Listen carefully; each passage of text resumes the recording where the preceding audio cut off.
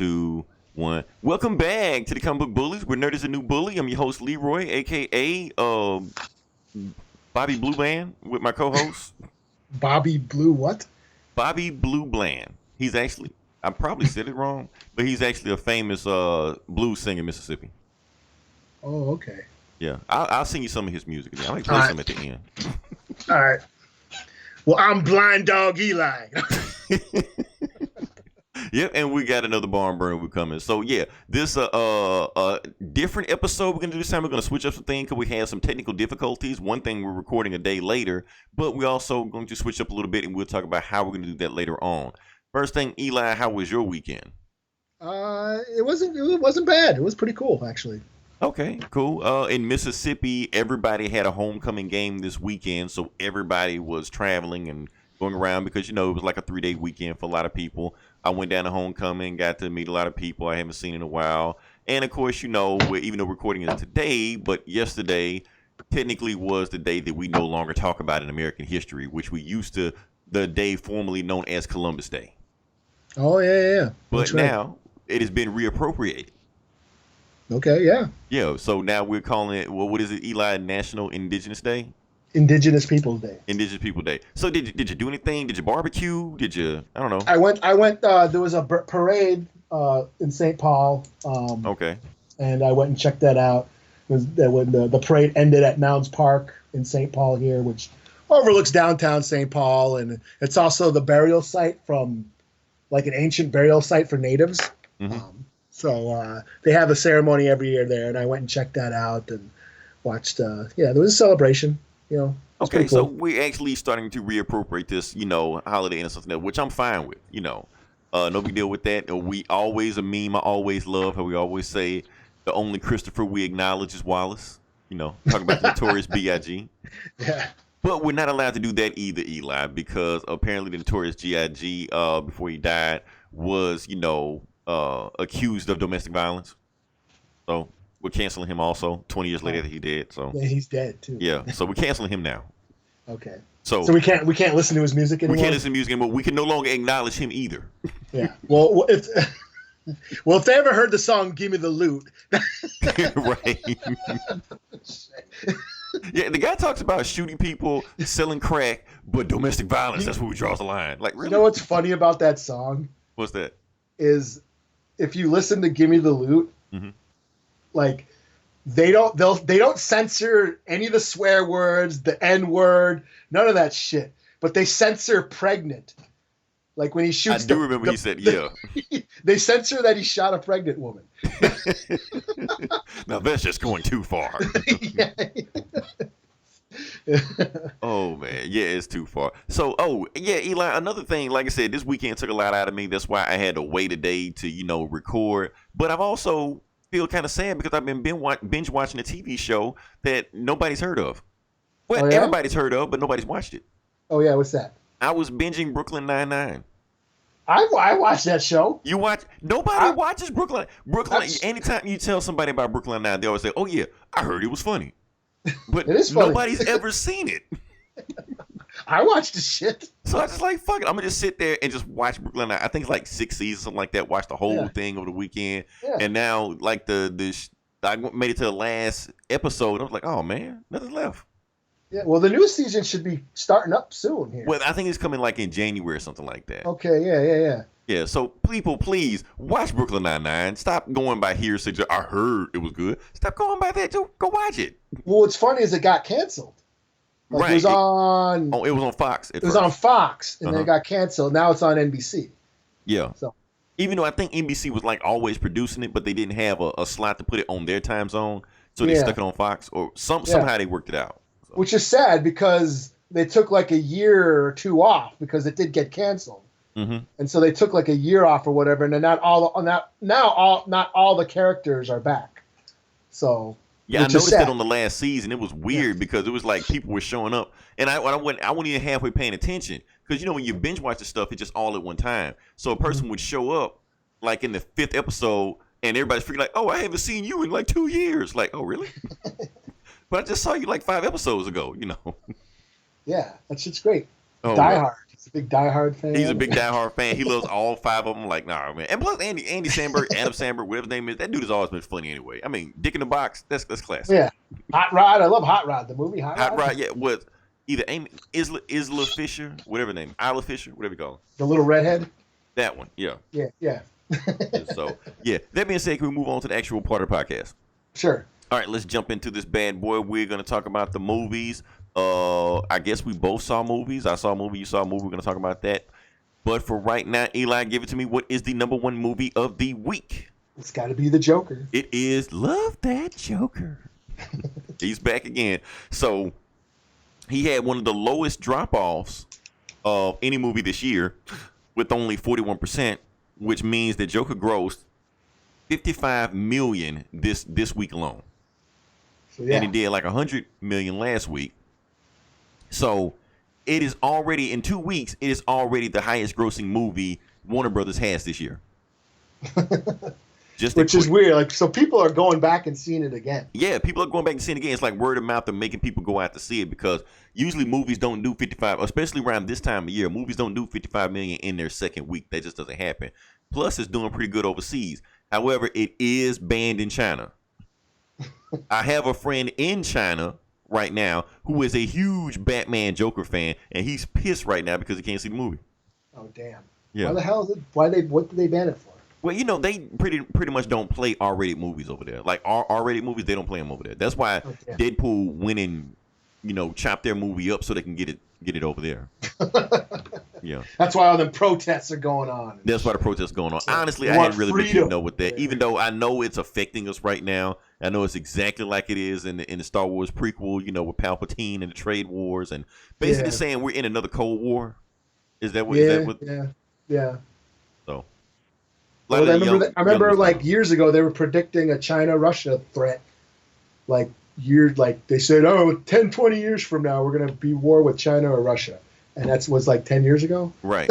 And we were headed that way already. So, so yeah, and it's already a Cold War. I'm saying it's going to get to a point where it's going to start affecting the prices of the things we buy, because everything we get is from China. Yeah.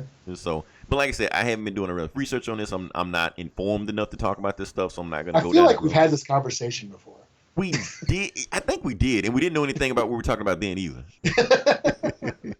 But it didn't stop us. Oh, well. Number 2, we have the Addams Family 2019. They made a cartoon version. I want to see that. I actually want to see that. Yeah, I don't know. It can't top that Raul Julia, you know. Oh yeah, Christina Ricci. Yeah, Addams Family Values is the shit. I love both of those movies, you know. Especially when she told that little white girl, "I'll be the victim," and Wesley said, "All your life." Yeah, the Camp Chippewa or whatever. Yeah. Okay, and number 3, Gemini Man. Should I get my review now or should I come back to that? It's up to you, man. I'll go now. It's not much to talk about. Okay, so like one of the banned topics we have on this entire podcast, we're going to pull it out the Pandora's box and then put it back in, is Will Smith. Can we call him Sweet Dick Willie? No, we won't. So, like I said, it is a movie, Gemini Man. If you've seen the trailer, you know the plot of the movie. The movie is paint by numbers, plot, you know exactly what's going to happen. Okay, Eli, remember the movie Looper? Yeah. It's that. Okay. But instead of he going back in time to kill himself, it's a clone coming to kill himself. So it's cool. You know, you got the special effects of young Will Smith fighting regular old Will Smith. And you got 2 times the Willie. Will versus Will. You know, and he's actually, his name is in the poster twice, you know. Will Smith. It's like to really sell you the feature on it, you know. And like the younger version of him, even though he like gets a lot of screen time. It's the Willennium all over again. Yep, that's what we wanted. Will 2K. Shit. And so yeah, but like the younger version of him like gets like character development and screen time and stuff like that. So like they really try to flesh him out as a character. But yeah, and like I said, the movie paint by numbers. Will Smith is an assassin, great assassin in the old world, but he's in his 50s now. He's getting ready to retire, but he found out some shit he don't know. But what he don't know, 20 years ago, they took a sample of his DNA, cloned him without his knowledge, and that is sending his clone to come kill him, to replace him, to make it his rite of passage, so he could be the new him. You know. Was it his sperm? They didn't say. They just said blood. They just said they took a blood sample from him. You know. Okay. So he didn't even know he had a clone or whatever like that. So anyway, that's the whole point. That's the plot. You know where it's gonna go. What is the movie about? The plot is inconsequential in pretty much any action movie you see nowadays. Yeah, That how was doesn't the matter. action? How was the action? How was the action? That's all that matters. Because a lot of these reviewers and critics, the plot is so generic and formulaic. Who gives a fuck, man? How was the action? Does he kick cool ass? There is one cool action scene where he's chasing himself through, I don't know, Calcutta, Brazil, one of those island places. I can't remember. I forgot. But like they're fighting each other, and the boys, well, not the boy, but young Will has a bike, chase after him. That fight was pretty damn cool. Not even gonna lie. I'd almost say that was worth the price of admission alone. The other fight scenes, sort of kind of cool, passable. Will Smith is still Will Smith. No John Wick. It's not John Wick level. It's not like, oh my God, this is mind blowing. It's not like that. But it had one action scene that was like really, really cool, and the rest were passable, and it was fine.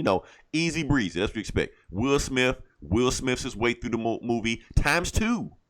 He pulls double the weight in this movie. What is that? Mary Elizabeth Winstead. She's in the movie. Oh, pretty cool. Yeah. Wong from Doctor Strange shows up.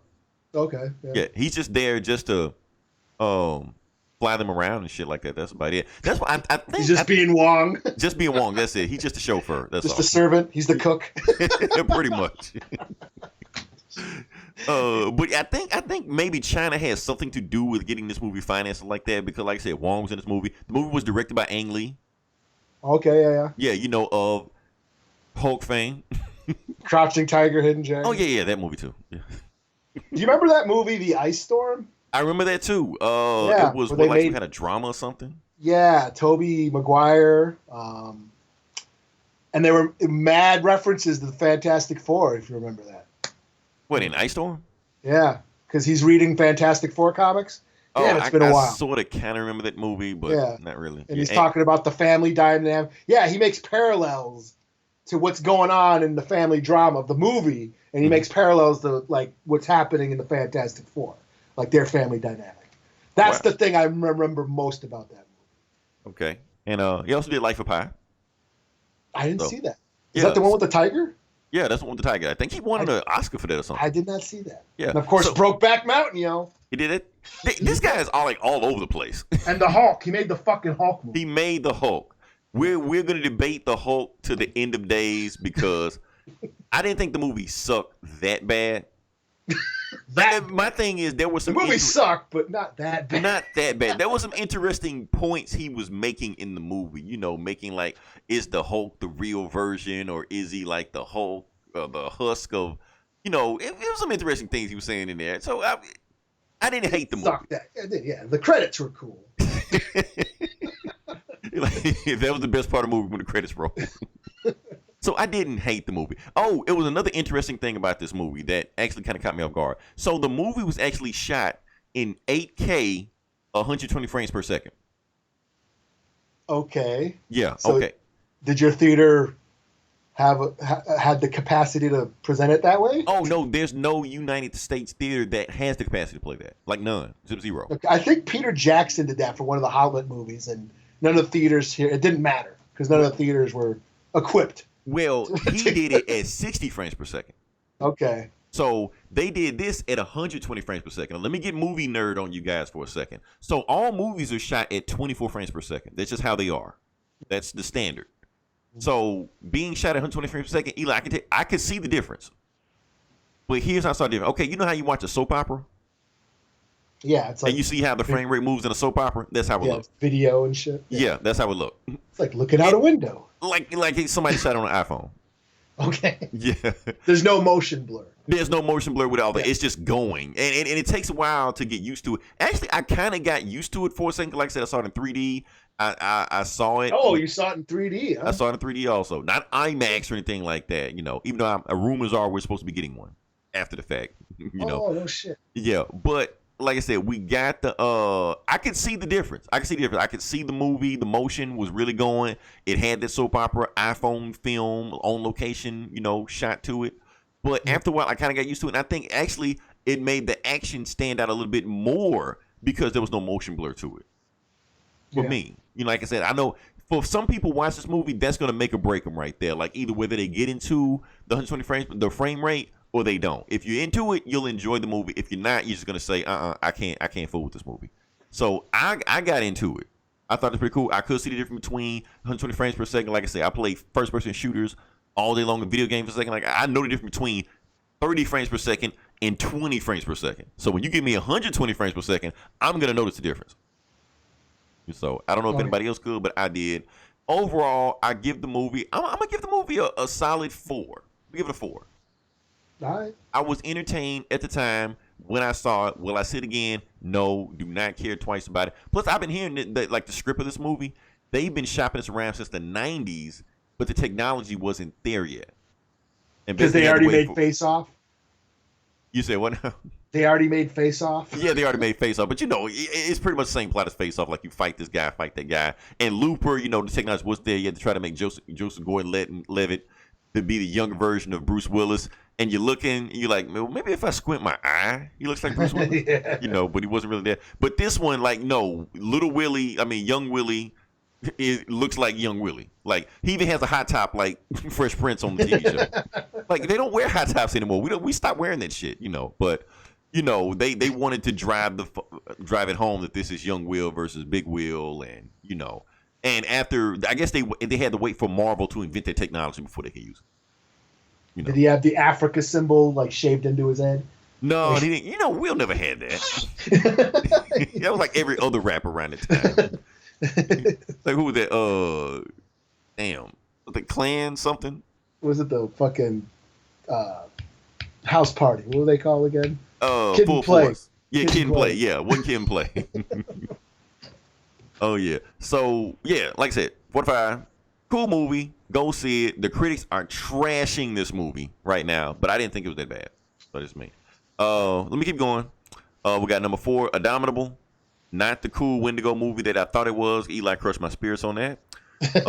Number 5, Downton Abbey has dropped all the way down. Number 6, Hustlers. Number 7, Judy. Whatever the fuck that is. Number 8, it's Judy Garland. Oh yeah, you told me that like the last 3 weeks. I keep forgetting. And number 8, It Chapter 2. I keep wanting to say IT, like the IT department. IT crowd. And number 9, Jexy, that killer Alexa movie. I don't know.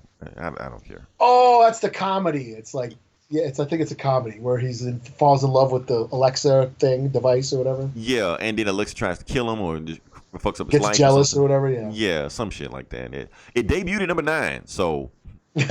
Comedy in movies is alive.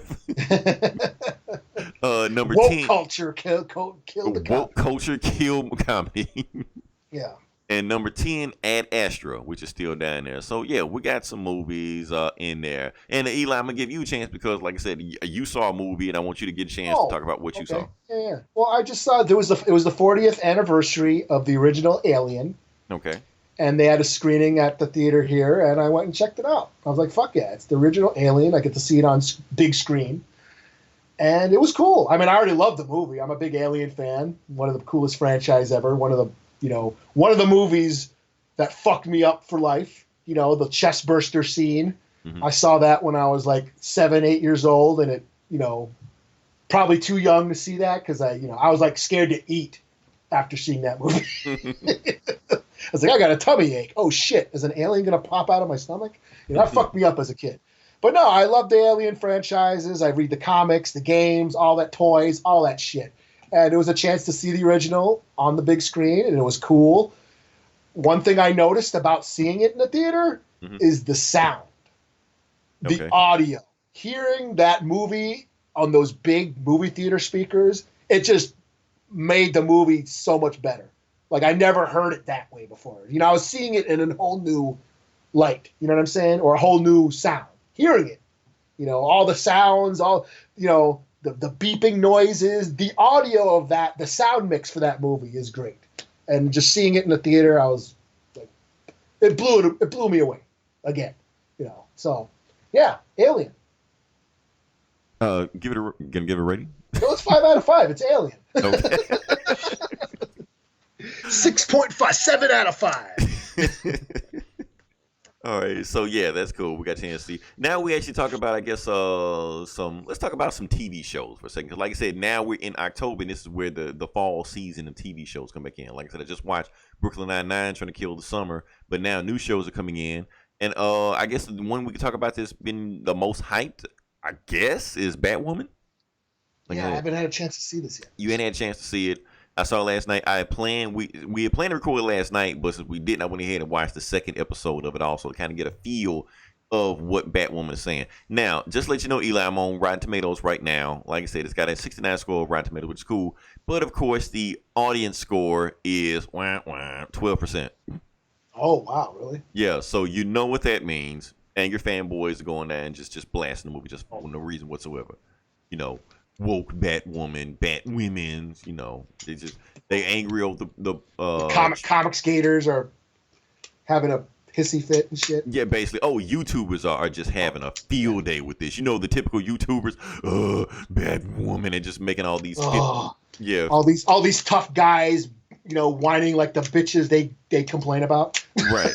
Like, really? You gonna talk about an hour of Batwoman? This show wasn't even that long. Why are you bitching this long about the show? I thought you guys were tough guys. You sound like a bunch of bitches. Right. I'm like, Bunch of soft ass Twinkies, soft and creamy in the middle. The whole Right. ride. I'm like, this is nothing that, like, this doesn't threaten you in any kind of way. Batwoman. I thought there was a man in the White House. Anyway, let's talk about the show. Yeah. Okay, Okay. so basically the show. This show is pretty simple. Batman's been gone for 3 years. Kate Kane is his cousin. She's been gone for like 10 years, some shit like that. I don't know. I was barely paying attention. Yeah, what's the so Batman's is gone. He's gone. He's been gone for 3 years. Just up and left. Okay. Nobody knows why. Nobody's where. Nobody knows why? He just said, "Fuck it, I'm out." But Bane didn't break his back or anything like that. probably, but they haven't made no mention to any of his Rose Gallery or his sidekicks or anything. Nothing. Just up and left. Just we don't know what happened. But the thing is, Kate Kane, she's been gone for like 10 years, 15 years, whatever. She's been gone longer than him. So her dad is like running like the security firm. Like he got the security firm called the Crows. He's basically taking the place of Batman, but he got like his own security team that does this. Yeah, her dad is like, isn't her dad like somebody? Her dad's somebody. Yeah, somebody. But he's like part of some elite special force. Yeah, it's been. Yeah, I'm going by like what I remember from Detective Comics. Well, that's what I'm saying. From what I've been hearing, the show is actually pretty comic accurate. I haven't read the Detective Comics or the Batwoman or anything like that, but I'm hearing that the show is actually comic accurate. Like her dad is special forces, run a security team. Yeah. She comes back.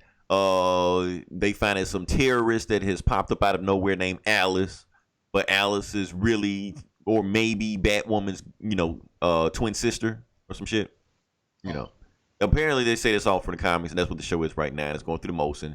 She teams up with Lucius, not Lucius Fox, Luke Fox. Batwing but he's not Batwing here. He's okay. just some nerdy dude. So, okay, yeah. Yeah. So he's there. He's basically in control of the Batcave while Bruce is gone. He don't know when Bruce coming back. He don't know where Bruce went, or maybe he does know and not saying. We don't know. But the point is, she breaks into the Batcave, steals the bat suit, bat weapons, and the bat bike and shit like that, and goes fight crime. But nobody knows that it's a woman in the suit. They just think Batman is back. So they keep saying, "Oh, okay. Batman is back," So that's the thing. Overall, what I think of the show, it's sorry. Honestly, if it didn't. Yeah. How are the villains? I mean, that's what's going to make the show. I mean, like I said, it's just one villain. It's just that Alice chick. I mean, to me, this could be a chance for them to bring in the Penguin. Well, we saw the Penguin on Gotham, but we can see like the Joker and Catwoman and all this shit come back. Right. If they would, even though they did all this stuff in Gotham. Yeah, without Batman again. Well, he was a little kid, but it wasn't enough. But this is a chance they could make this cool. This has the capacity to be something cool. It could be. But honestly, will they do that? Yeah, because honestly, Eli, at the point I am right now, if it didn't have like the Bat branding to it, I wouldn't care about this show at all. Mm-hmm. I'm basically like halfway paying attention to it, but every now and then they make Bat something, or Luke Fox does show something, or they show the Batcave, and then I kind of perk up a little bit. But other than that, it's just her going through family drama with her dad, and her may or may not be sister and her new stepsister, and I'm like, I Yeah. don't care, man. Because I mean, okay, I haven't watched Titans yet, but they've got Nightwing and Superboy was on, like, Connor Kent was on the last episode of Titans. And that's okay, another yeah. thing. Like, I'm watching Titans, and I'm like, even Titans isn't really that good, but I'm like, it's more exciting than this shit. Yeah, I was like, what? I mean, to make it like, if they made this sort of like a detective, like the Bat family, brought members of the Bat, bring the Red Hood, bring fucking, Right. you know, Cassandra, is it Cassandra Cain? Cassandra Cain, Orphan, yeah, like Orphan, the ninja chick, yeah. Yeah, Orphan and Spoiler, and you know, get Tim Drake in. If they brought, or is Tim Drake on Titans? No, that's Dick Grayson on Titans and Jason Todd on Titans. Okay. So who are they talking about? We didn't talk about that. Who are they talking about killing on Titans? Okay. So I'm glad you brought that up. On not this episode of Titans, but the last episode of Titans, Deathstroke threw Jason Todd out the window. So when that happened, So it's Jason Todd again. it's Jason Todd again. Yeah. So DC put up a poll asking, voting, do you want to kill Jason Todd or not, or anything like that. And I was like, oh, this is bullshit, man. They've already decided whether or not they're gonna kill Jason Todd or not. This isn't like, this is gonna sway people one way or another, just to get people's attention. That's all. You know, and people are like, oh man, we need to kill Jason Todd so we can bring the Red Hood back. Like, do we really want the Red Hood? I don't want the Red Hood. Can I give an unpopular opinion, Eli? Sure. I don't give a shit about the Red Hood. I know. Now, I gave a shit about the Red Hood when he first came back. When he came back and he was like slightly, you know, off his rocker, killing everybody, trying to kill the Joker, antagonizing Batman, all the shit like that. Like in the Arkham game. Like in the Arkham game, when he just showed up for that one arc, and that was it. I was cool with that. But when he kept reappearing over and over again, and he's basically like baby Deathstroke now in the comics, he's kind of like overstayed his welcome. I'm like, okay, guy, you can go away now. We don't need you. We don't need Red Hood and Outlaws. That's why I keep making fun of that fucking book, because I read the book. That book sucks. Yeah, I dropped it. Yeah, I was like, well, they made him a good guy, you know. But he's not good. That's the thing. Yeah, he's unstable. That was the appeal. And Batman said, let this guy just run around, just do whatever the hell he wants. Yeah, and then Under the Red Hood is one of the best Batman movies. Yeah, it may be the best. You know, yeah. People like to put Mask of the Phantasm there. I mean, Red Hood might be better, you know. But like I said, that's that one arc. He's awesome in that arc. But past that arc, he's overstayed his welcome. It's just like that villain that keeps popping up over and over and over again. You're like, okay, you diminishing returns. You know, that's awesome as he was when you first showed up, you know. Kind of like Doomsday. Doomsday was awesome for one arc. Doomsday doesn't work as well when he keeps popping up over and over and over again. No, he's there for one purpose: kill Superman. So with the Red Hood, it's just like he doesn't really need to be here. He doesn't really need to keep popping up and over again, because I feel like DC doesn't really know what to do with that character, or that character didn't even have any more use anyway. I get rid of him. So I don't want the Red Hood to show up, especially if the reason he's dead not because of Batman, because of something Dick Grayson did. Like, he wasn't like Batman just gave him to Dick Grayson. He was like, okay, did I tell you? Okay, here's the thing in Titans. Batman fired Jason Todd for looking at porn on the Batcave. On the Bat computer. Got some malware on my shit, man. Right. So he fired Jason Todd. No, I don't want a bigger penis. Right. So he like, yeah, I'll give you another Teen Titans Tower, but you better take this Robin with you. Get him the fuck out of here, you know.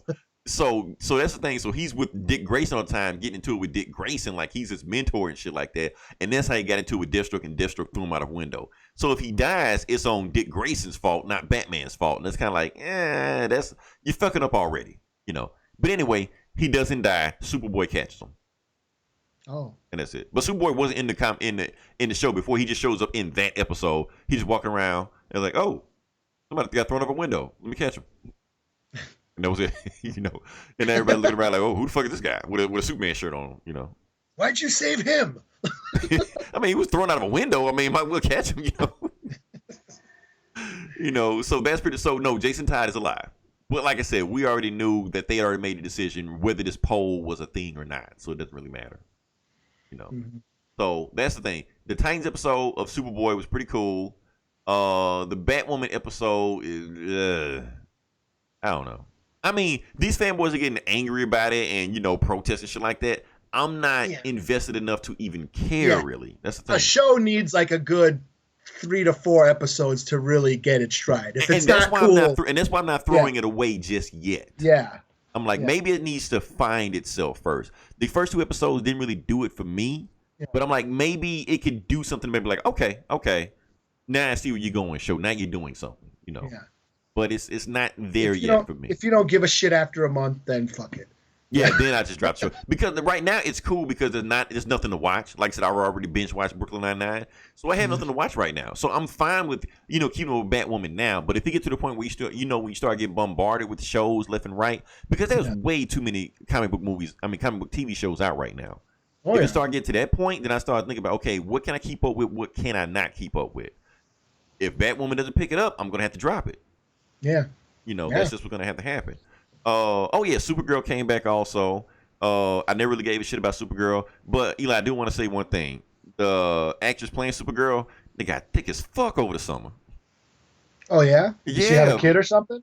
Yeah, I mean, maybe I don't know what the fuck it is. I know she got her in tighter dresses on the show now. So I'm just like, okay, this show still sucks, but at least you have my attention. Yeah, I haven't been on that show in a couple years. I haven't either. Like I said, it was nothing on, so I'm just sitting there watching. I'm just like, okay, she keeps wearing these tight skirts. I just watched the crossover event last year. Yeah, with them crossover. Now, we gotta talk about the crossover. Yeah. Yeah, because I don't think we've ever talked about crossover. So basically, everybody and their mom are supposed to be in this crossover. Like everybody. Yeah. Every time you turn around, they're saying Wonder Woman's going to be in it. They're saying Old Man Bruce is going to be in it. Now they're saying Lucifer's going to be in it. Yeah. Burt Ward, is he going to be? Burt Ward's supposed to be in it. Ace the Bat Hound's supposed to be in it. Like, what the fuck? They're saying the Titans are going to be in it. Like, what the fuck, man? So we don't know how big this thing is really going to be. We don't know if it's fake or anything like that. The Smallville actor is going to be in it. He took pictures on set and stuff like that, We talked about Brandon Routh is going to be in it. They're going to have like 3 or 4 different Supermans in the show. They're really going all out with it. Like I said, this is Crisis on Infinite Earths. One of the biggest, most epic crossover events that have ever happened in comics. So I want to see how big can they really go with this show. I don't know. And plus, Arrow hadn't came back yet either. And Arrow, they're supposed to be like the last, season of Arrow anyway. Like it's supposed to be done when Crisis is done. Yeah, and that's the thing is because Arrow was basically Batman. A Batman team. Basically. And he actually fought like a bunch of Batman villains too. Yeah, he's got with the guy Ra's al Ghul. He's got the fucking League of Assassins and shit. Talia and Nissa al Ghul and all that shit. So that's what I'm saying. If back to Batwoman, like Batwoman could be cool if you brought in like the Joker or like the Joker's daughter and brought in Harley and bring in Batman villains. Right. I mean, because Arrow's in it anyway, so I guess they trying to make it seem like Batwoman is the heir apparent to Arrow, but it's not there yet, man. It's not. I don't know. Like I said, it's not coming together. It's just her fighting her crazy sister, and I'm like, because we had the Riddler, Riddler and Riddler, Actually, Gotham had a lot of villains. They had the Court of Owls. Gotham had like everybody. Yeah, there wasn't there a version of Bane on there. Yeah, they had fucking Mr. Freeze was on there, like Firefly. Scarecrow was like a young version of Scarecrow, but like bring them in now. They could do that, I mean, if you want to keep my attention, you got to do that stuff. Then I'd watch it.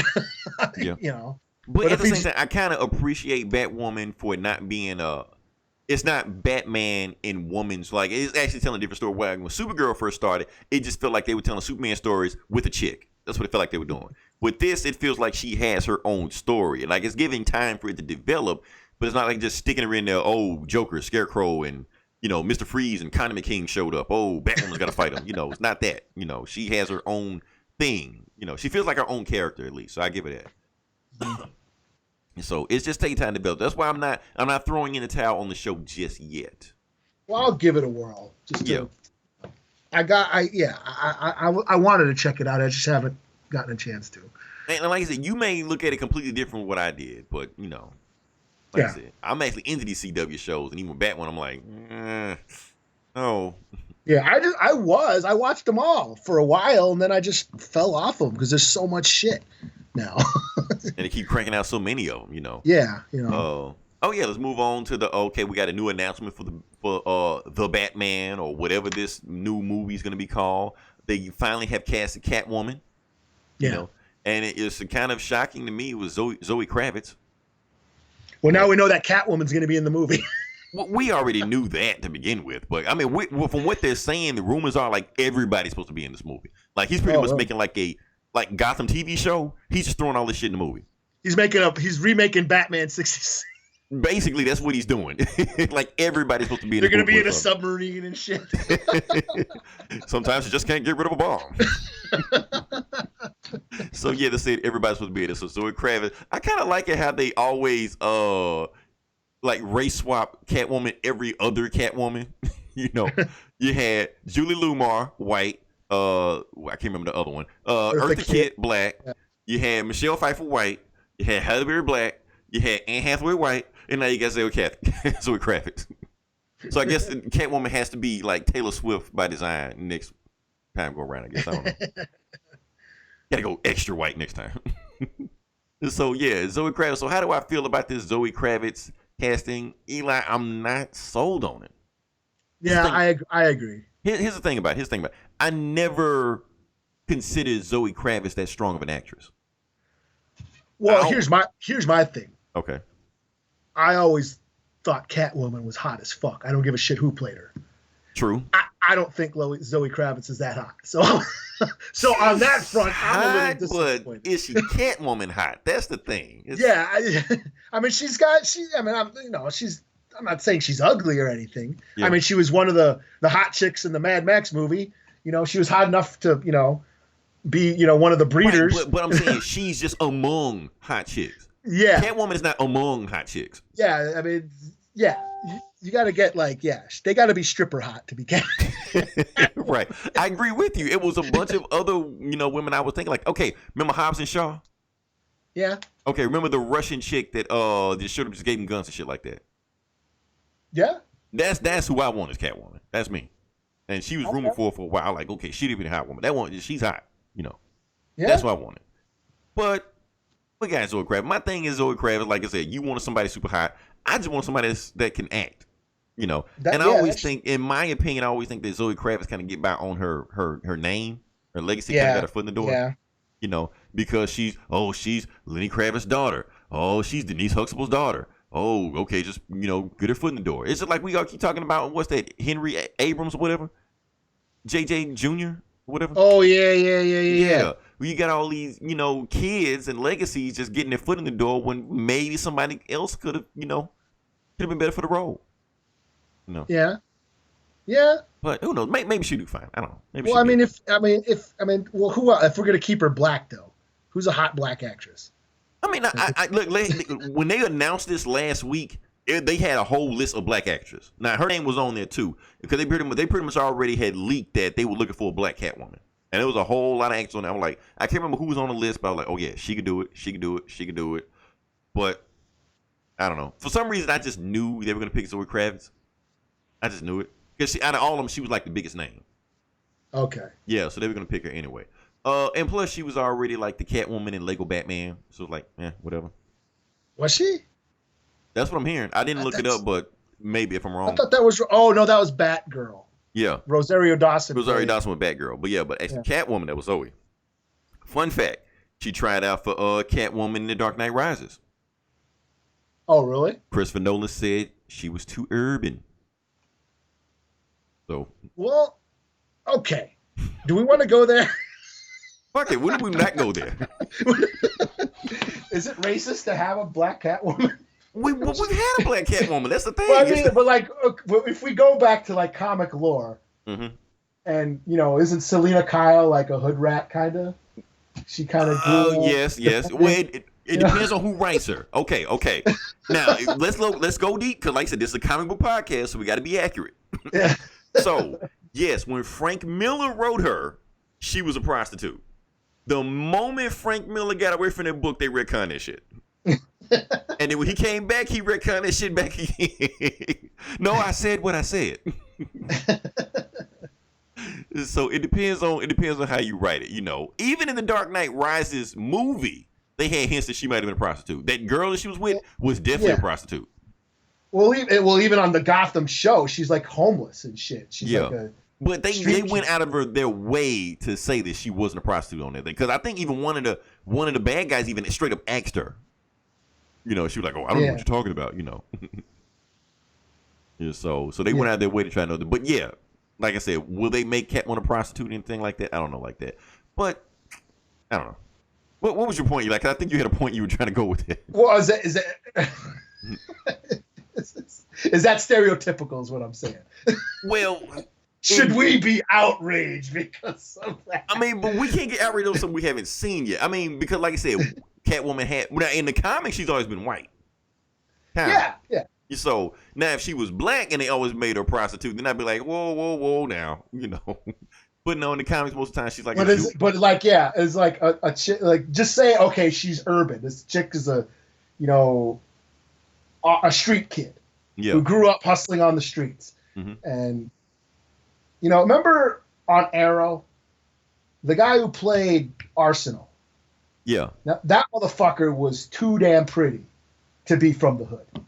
I don't know. That's true, right? Like, I did not believe that this kid was from the streets, growing up in the hood and just hustling, hustle the hustle. I did not buy that. Kid was just too damn sexy. Why are you not modeling for J.C. Penney's or something? Like, why you have to be on the street? I was like, what the fuck? He's spending all his money on facial cream? Like, how the fuck?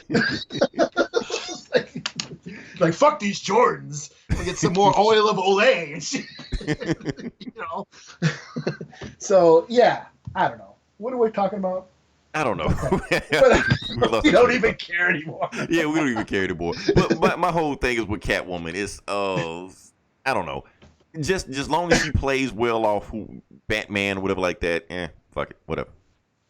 Oh, another fun fact is that now the Catwoman that is cast is the stepdaughter of Aquaman. Oh, that's right. Yeah, it's the whole full circle. Yeah, because Jason Momoa is married to Lisa Bonet. Oh, yeah. And she was banging Lenny Kravitz. Yeah. So I wonder if they're gonna have some kind of connection, Catwoman v Aquaman or some shit. I don't know. In the comics later on down the road. So I don't know. And I doubt they make her a prostitute in the movie. Maybe. Now they'll probably just do like on Gotham, where she was homeless and orphaned and growing up, kissing Bruce Wayne's ass. Yeah. Now, one thing that I didn't watch Gotham, but did they ever make it where they connected her to Falcone? I don't know. I only watched like a couple seasons. I don't know how deep they went. Okay, because I know I think in one of those Batman comics, I think either the Long Halloween or Dark Victory, something like that, they connected where she was like the illegitimate child of Falcone. Which is why she hates him so much. And I think even maybe in like one of the recent comic runs of the New 52 or something like that, like she takes over the Falcone crime family. Oh, okay. Like as Catwoman, like she just runs the crime family, some shit like that. So I don't know. So we don't know. Maybe they'll do that. Maybe they won't. I don't know. We'll see.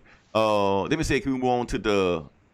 Well, you know what? Hold on. Before we go, we were gonna talk about the Rob Downey Jr. shit. I don't give a fuck about the Rob Downey Jr. shit. He do whatever you want to. I do want to talk about this Jeremy Renner shit. Okay. I just looked up. Yes, there's a comic where she believes that Falcone may be her dad. Yeah, and that's why she hates him. Yeah, where she hates him, and then, like I said, I think she takes over the Falcone crime family later on also. But yeah, but now let's talk about this Jeremy Renner thing. Now this is kind of sad what's going on right now because Jeremy Renner, apparently, the news that his ex-wife has filed a report on him, saying that she threatened to kill him and himself, like put a gun in his mouth, stuff like that, said he was going to kill him. Sad story. The reason I'm going to talk about this because I'm interested in seeing how Marvel handles this.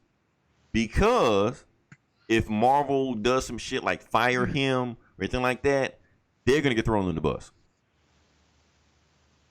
Okay. Regardless of, what they did with James Gunn for just making a tweet.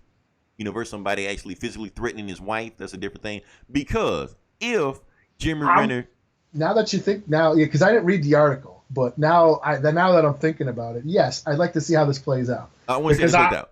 I always say Marvel's one of those too big to cancel, too big to fail companies. Right, but they got to be very, very careful how they handle the situation. Now, for all we know with Marvel, because they're so big, they may bury this story. We may never even hear about this story, past tomorrow. And if it doesn't, then Oh well, because like I said, nobody's commenting on it but TMZ. So they can just kill this story because they're so big, they control everything. This might not even get reported. But let's say if it does get reported, let's say if it does get big. Yeah. Jeremy Renner knows how to party. Because that's what I'm saying. They say he was high on cocaine when he did the shit. But my thing is with Jeremy Renner, Marvel needs to be careful handed. They do not need to fire him because if they fire him, that shit is going to backfire on them faster than the James Gunn shit. Because if Jeremy Renner did everything they said he did, that kind of makes him the victim. Because let's be honest, if you put a gun in your mouth, threaten your wife, threaten yourself, threaten somebody else, something like that, that means that you more than likely have mental health issues. Yeah. Yeah, you're not doing this to be, to be malicious and anything like that. You have mental health issues. We just had mental health awareness, I think, yesterday, 2 days ago, something like that? Oh, you got this big movie out right now called The Joker where a dude is pretty much about mental health, things like that. So if Marvel just throws him away and just casts him aside without giving him any help or anything like that, it's going to make them look like the big bad guy, like they're hypocrites. So if he's doing what they said he to do, they need to get him help. This sounds like you got your Facebook comments ready to go. I do. I've probably been typing this already. My hand is cramped from typing this. Yeah, you're waiting to fucking own those trolls on this shit. Because I know they're gonna. But like I said, that's only if this story gets out past that. If this story gets buried, then it doesn't really matter. Because it's like you said, Disney is so big they can cover up and report whatever they want to. Because he still has a TV show coming out with them. Yeah. So it's just like people don't get they're gonna. Marvel is just one of those companies that people will just look past shit. Right. Like if somebody else does the same shit that they do, they'll get roasted. Ran through. Right through the coals. Yeah. But if they do it, it's okay. Yeah, they're still pissed off at Martin Scorsese. It's been a week. Right. Well, that's because he said the same shit again. Well, they keep asking him, like, what the fuck are you asking the guy shit for? Well, that's why he's getting pissed because don't I have a fucking movie coming out? You keep asking me about fucking Marvel. Fuck Marvel. Like I'm out on fuck Twitter. I don't know all this shit, man. Ask me about my movie, not the shitty movies I don't like. No, I don't like Age of Ultron, motherfuckers. Like I have a movie. Yeah. Martin Scorsese continues to attack Marvel. That's probably what happened. He probably talked about The Irishman for like 20 minutes. They asked him one thing about Marvel. He was like, fuck Marvel. Talk about my movie. And Martin Scorsese says, fuck Marvel again. He doubles down. Like, oh no, he probably said, didn't I tell you the first time, fuck Marvel? Oh man, I kind of feel bad for him now, man. I kind of see your point of view now, Eli, because he's getting frustrated. You can tell he's getting frustrated about this shit. Like I can't have a movie in the theaters anymore. I gotta have it on Netflix now, right? Because of Marvel, motherfucker. Oh shit. Oh damn. What are we talking about? Oh yeah, Jeremy Renner. Okay. So, like I said, Marvel needs to find a way to get him help, get him, checked in. Because they can't fire him, they can't cancel him, anything like that. Because, like I said, they got too much money ride on him, and because people are starting to get, more conscious about mental health and mental awareness, that this guy, obviously needs help. Mm-hmm. Oh fuck it, help him. Yeah, they got a Robert Downey Jr. his ass, or something. Well, Robert Downey Jr. They just sweep that shit away, Yeah. Any reporter that even asks him about that shit, they come up missing. That's Disney. Magic Kingdom.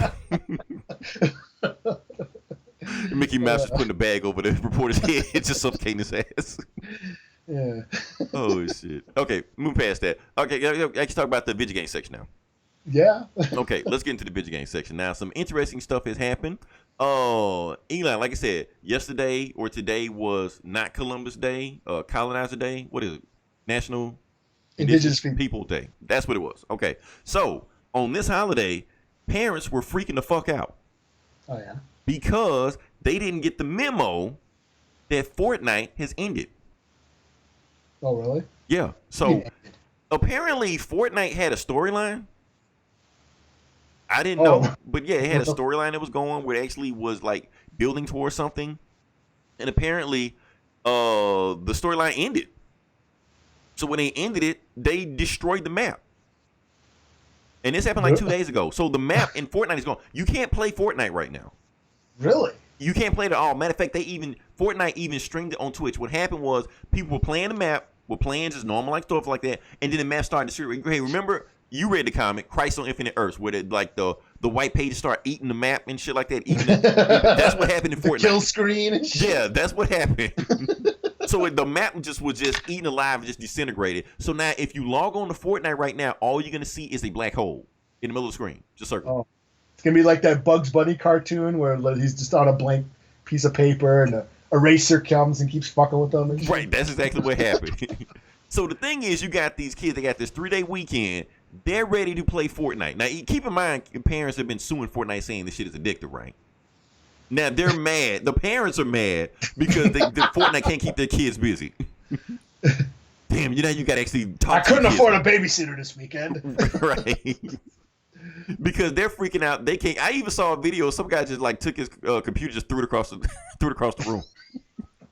It's like, fuck it, I can't play Fortnite. So I guess it's that serious. I don't know, but yeah, if you try to log on Fortnite right now, you cannot do it on any system. Yeah. PlayStation, PC, Xbox, doesn't matter. Fortnite does not work. Just think about all those motherfuckers that were saving up all that loot to get those awesome boots or whatever. Right, that was stealing their parents' credit cards to get the money. Oh, down the way. Guess what? So what's going to happen is that the first season of Fortnite is ended, so now they're getting gearing up for season 2. So all that bullshit you bought before, you got to rebuy. That's fucking awesome. That's the American way. I think that's awesome. Reset all you motherfuckers. Reset all you. They're going to play it again. They have no choice. They're hooked on it. It's an addiction. Yeah. So yeah. Epic Games, $1 billion, and they're gonna make another $1 billion on top of this shit. So it's the gift that keeps on giving. Toys, and so my kid was talking about that. We were at like Target or whatever the other day, and we're going through the toys and shit. Mm-hmm. And fucking, he was talking about, oh damn, how come they got fucking Fortnite figures, but they don't got Call of Duty? They know what they're doing. Yeah.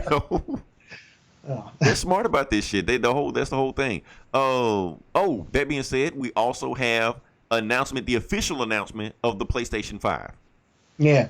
So it's official. This is not some rumor or anything like that. It's coming out in fall 2020 next year.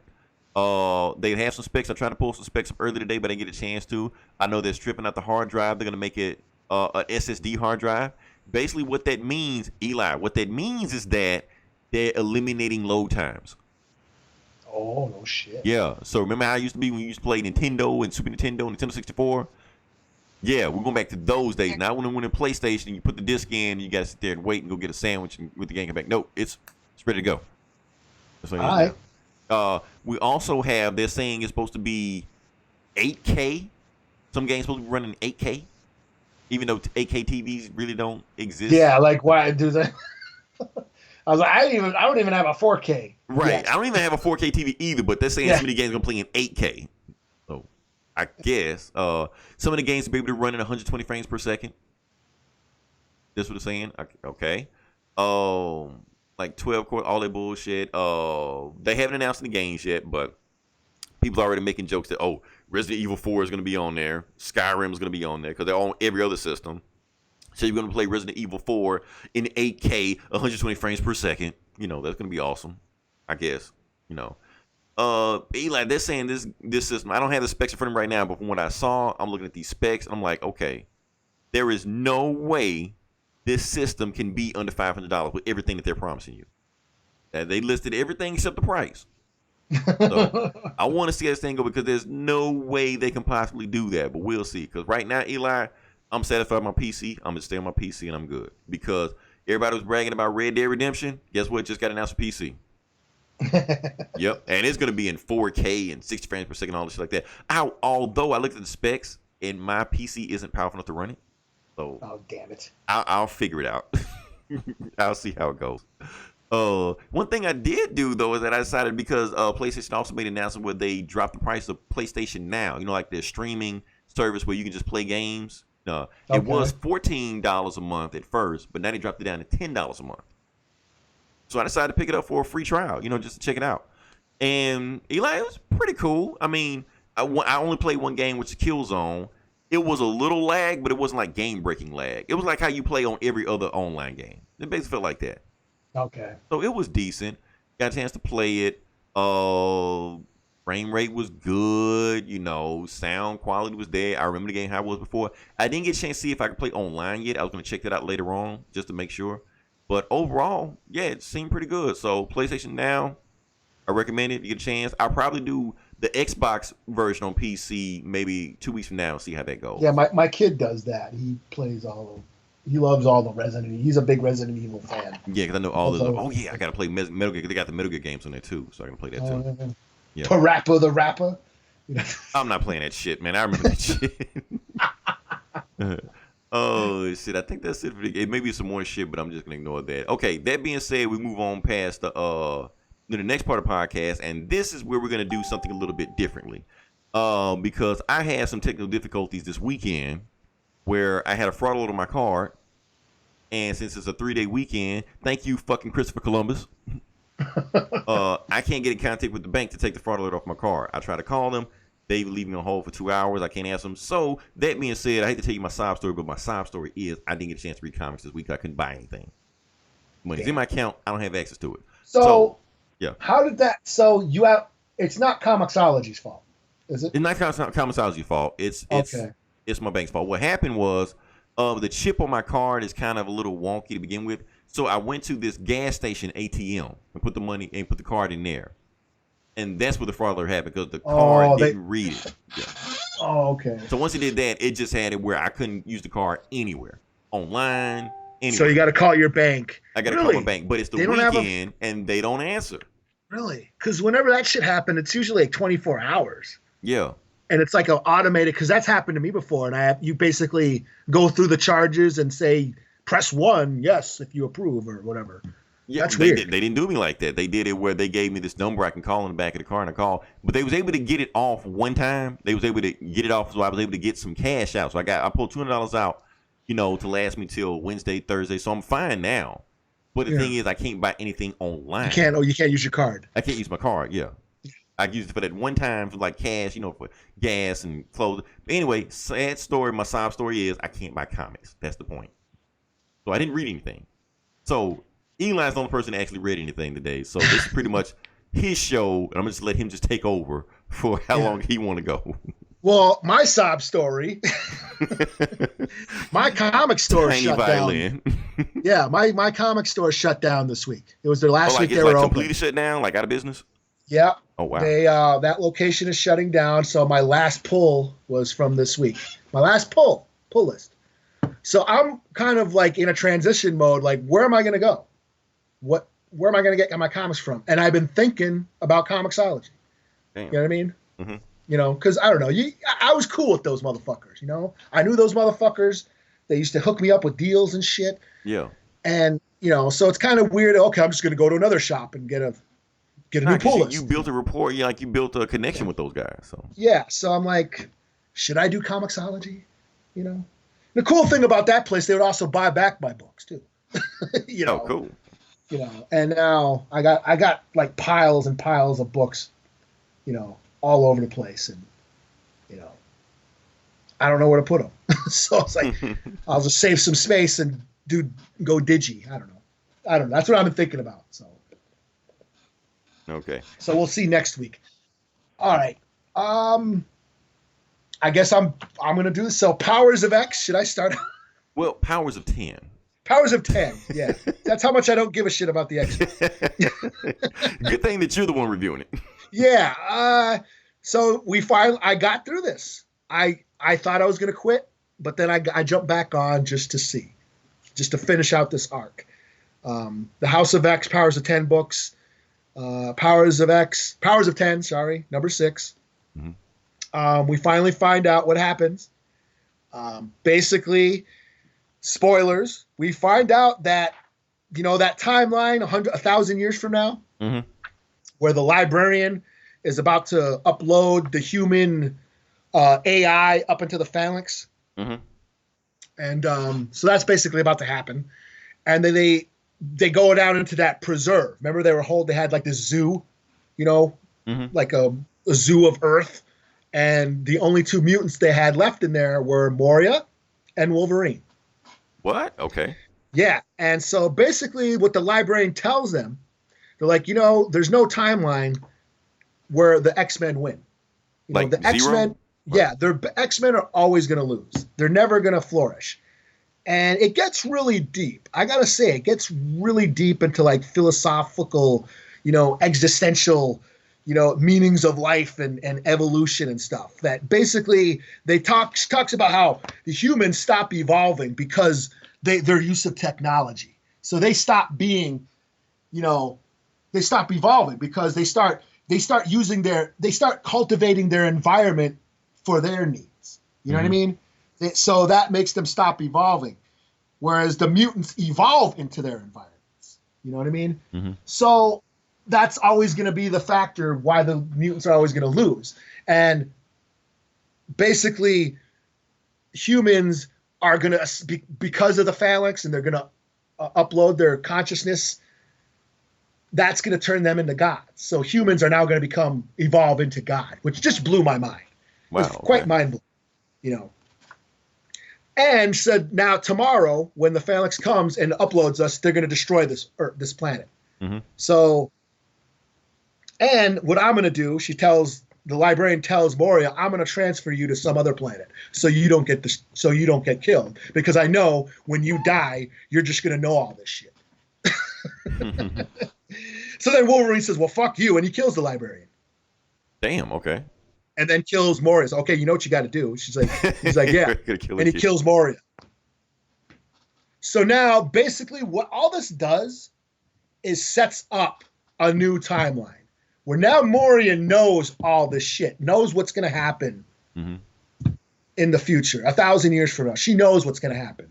So now, I guess this leaves a timeline open to whatever, now that they know what's going to happen. And, they're always fighting for their freedom and all that stuff, to be better than humans or whatever they were trying to do this whole time. Mm-hmm. They know what's going to happen. So maybe this opens up a new, scenario, I guess, because now she knows what eventually happens 1,000 years from now. Okay. So basically, this shit was just all set up for a new line of comics for the X-Men. Which we already knew that. They We got already new. knew that. But yeah, I mean, I got to say, it was pretty deep. It did make me think. I'll give it that. So I'll give it a 4 out of 5. Okay. The conclusion to the Powers of 10 and the House Powers of X. and House of X, yeah. The other was, you're right. It was just a setup for the next line of books they have coming out. So Yeah. The only other Marvel book I believe I read was Doctor Doom #1. okay. Yeah, I was wondering about that one too. This basically has Doctor Doom being framed for destroying this space station that is controlling the climate. Like, Tony Stark and Reed Richards built this giant device in space that can control the climate and basically start cooling the Earth, and changing the climate. Yeah, stopping global warming or whatever.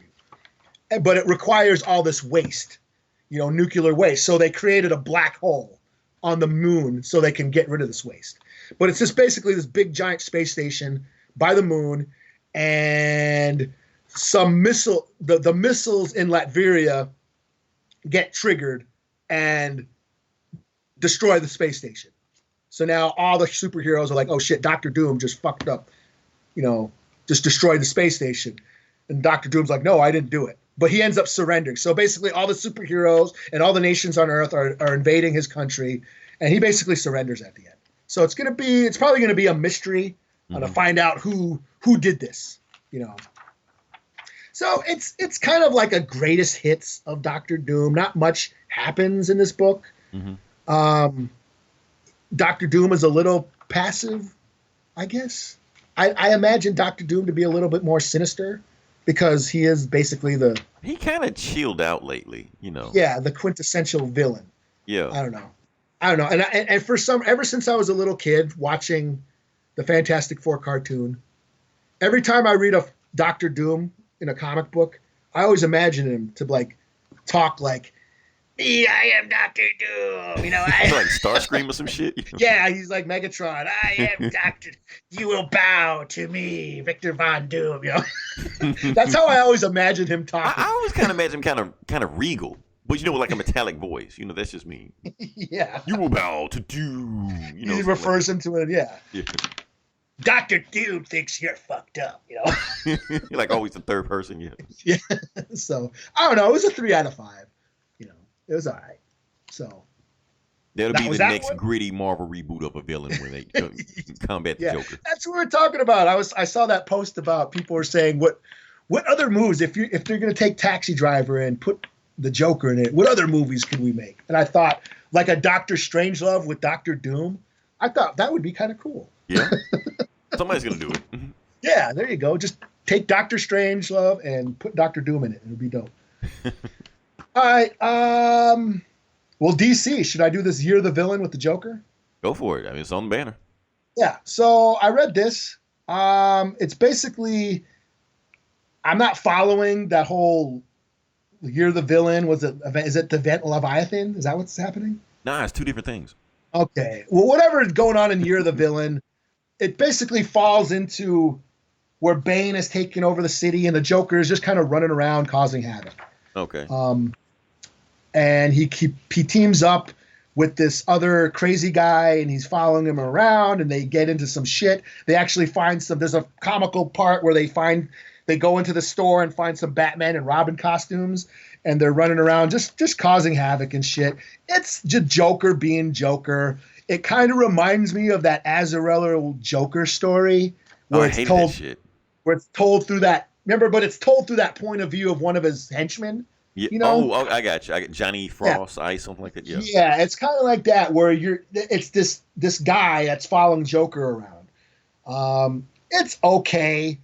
The art is really cool, but this was written by John Carpenter. Carpenter and somebody else.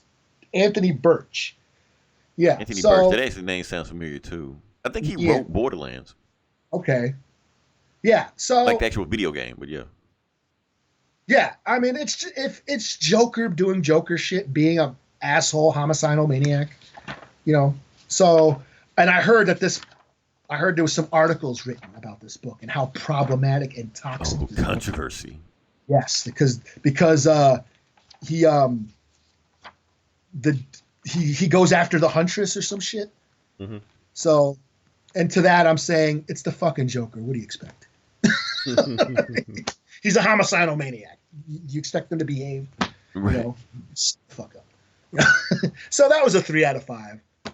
I got Batman Detectives. That was pretty cool. This is the whole thing where Freeze is trying to thaw out his wife, and he's been doing experiments on all these women in Gotham, and trying to thaw out this this formula that makes him thaw out her body. So Batman shows up and he's in this like fire suit, which is pretty cool. But then Freeze took off, but he thawed out all his experiments. All the people that he had kidnapped and froze, they all come back and they're like these ice zombies. They're like the White Walkers from Game of Thrones. So that was kind of cool, and he fights them. But then he goes chasing after Mr. Freeze, and Mr. Freeze like puts this like ice bomb and like throws him down into this lake, and he's like freezing under the lake and shit. And Batman has to like use his fire suit to get out. So he's basically chasing him. And at the end of the book, Mr. Freeze thaws out Nora, and she wakes up, but she's like, "Victor, don't." And that's where it ends. Oh, so she's alive. She's like freaking out. So we'll see. That was pretty cool. 4 out of 5 on that one. And now here's my book of the week. Okay, here we go. Joker Harley. Okay, this one I was pissed that I couldn't read it. This is actually pretty interesting. This was cool. I thought this was cool. So this basically, it's another Elseworlds. It's on Black Label. So it's got the big, huge, magazine size. And they actually use the bigger size, to showcase the art. You know what I mean? Mm-hmm. The bigger canvas. They take advantage of the bigger canvas. And this is basically Harley Quinn I don't know what timeline it is, but she's basically a serial killer profiler, working with Gordon, trying to solve a series of serial killings committed by, they think this is the Joker. Okay. And that's pretty much all it is. And it gets into the mind. It's like Mindhunter, Silence of the Lambs, where she gets into the mind of a serial killer and shit. And it was really cool. I loved it. Which really weird. It's like, so this is like the second Harley Quinn book in like a couple of weeks that I thought was great. Yeah, that's what I was like. Yeah, they're really pushing Harley right now. Yeah, and I've never given a shit about Harley. That's because she's not like, bubbly and running around, Mr. J. This is her. She's just in she's wearing like a leather jacket, regular clothes. She's doesn't have makeup on or anything. And she talks all this shit to all these cops and shit. Yeah, it's kind of like they're playing up her intelligence now. Yeah. Instead of just being a ditzy blonde.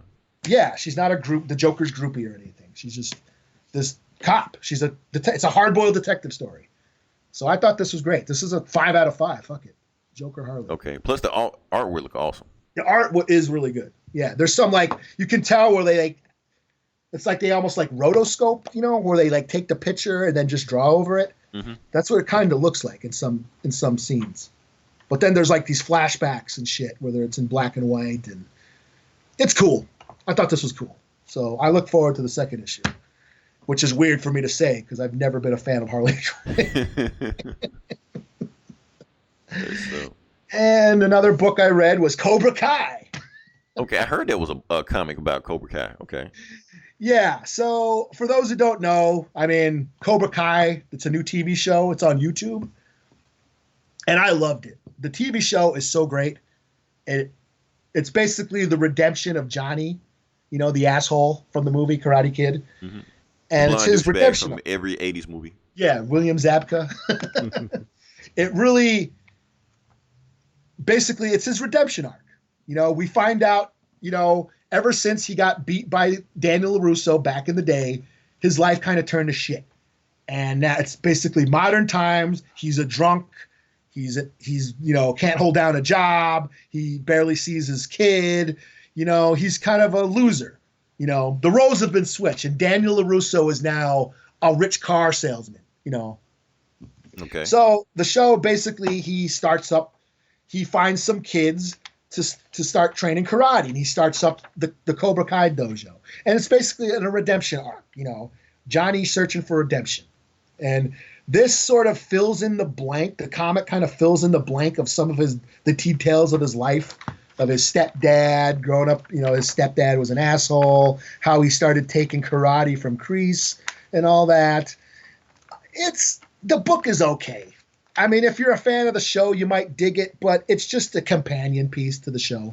The show is so much cooler, and the show is great because, especially if you're, Johnny is really anti-woke. It's hilarious.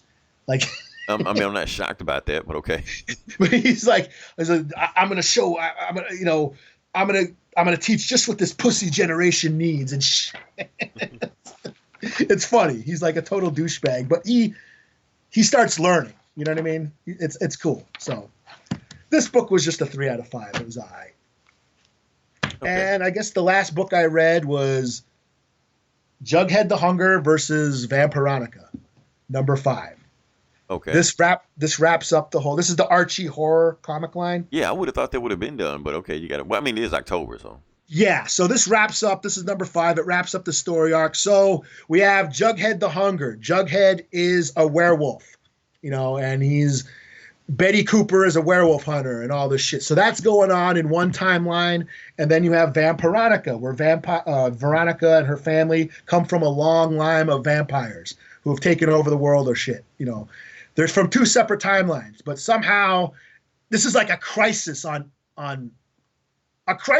infinite Riverdales. Oh, wow. The timelines are collided. You have the 2 sort of meeting and they're kind of fighting each other. But then eventually we learn Sabrina, the teenage witch, shows up last issue and says, well, this Jinx, I'm not familiar with this character, but Jinx, she's basically the Antichrist, and she fucked with some devil book and fucked up the universes, and now they're all sort of morphing. So all the different universes are colliding. Like I said, a crisis, you know. And it's up to, because Jughead and Veronica, they're mythical creatures. They have to find the book and reverse the spell. And it turns out the book is buried underneath Riverdale High School. So they basically go, this is the last issue. They go to the high school. They have to fight a bunch of vampires and shit to get it. They eventually get the book, reverse everything, and everything resolves. So pretty cool. 4 out of 5. I love the Archie horror series. I've never given a shit about Archie ever. But hey, put some monsters and serial killers and zombies. I love it. It takes, because I'm a horror fan and I'm into old school horror, like the Stephen King style, where those small town Americana, where everybody knows each other, but there's always something sinister going on. Mm-hmm. That's what basically Riverdale is. It's like this slice of Norman Rockwell America, mm-hmm. but there's all this fucked up shit happening. I mean, that's what the TV show is about.